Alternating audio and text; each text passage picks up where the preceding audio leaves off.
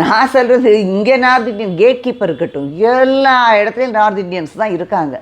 உங்களுக்கு labour problem எப்போ இருந்து இருக்குது. அதுவும் இந்த ஆர்டினரி மீனியல் லேபர்ஸ்லாம் வந்து நார்த் இந்தியன்ஸ் தான் வரான். பெரிய பெரிய ஹோட்டலுக்கு போங்க, எல்லா இடத்துலையுமே நார்த் இந்தியன் மட்டும் இல்லை, இன்டர்நேஷ்னல் லெவல்லேருந்து வந்துட்டுருக்காங்க. அவங்கெல்லாம் என்ன செய்கிறாங்கங்கிறது தெரியாது. ஒருத்தருக்கும் பாஷை நானே போகிற இடத்துல சொல்லுவேன், புரியாதவனை வேணுன்னே வந்து ஏமாத்துறதுக்காக வச்சுருக்கேன். நீ ஒன்று சொன்னால் தெரியலன்னு நிற்கிறான் அவன் வாட்டை. இங்கிலீஷும் தெரியாதவனுக்கு புரியுதா, இங்கிலீஷும் தெரியாது, வேறு லாங்குவேஜும் நம்ம என்ன சொன்னாலும் புரியாதும்பா.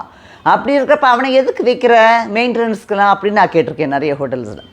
அது மாதிரி தான் எல்லா இடத்துலையும் வந்தாச்சு. நார்த் இந்தியன்ஸ் தான் எல்லா லேபருக்கும் இருக்கான். ஏன் அக்ரிகல்ச்சரல் லேண்ட்ஸ்க்கே அவன் தான் வரான், லேபராக வரான். அப்படி இருக்கிறப்ப கேட் கீப்பரை தான் வந்து கூடாதுன்னு அன்றைக்கி அவ்வளோ பேர் பேசுனாங்க. கேட் கீப்பர் வந்து அங்கே இருக்கிறத நம்ம வேணால் செஞ்சிடலாம் பேசி, அதான் இங்கே தான் நம்ம திராவிட மாடல் இவர் இருக்காரே சீஃப் மினிஸ்டர் செய்யலாம்.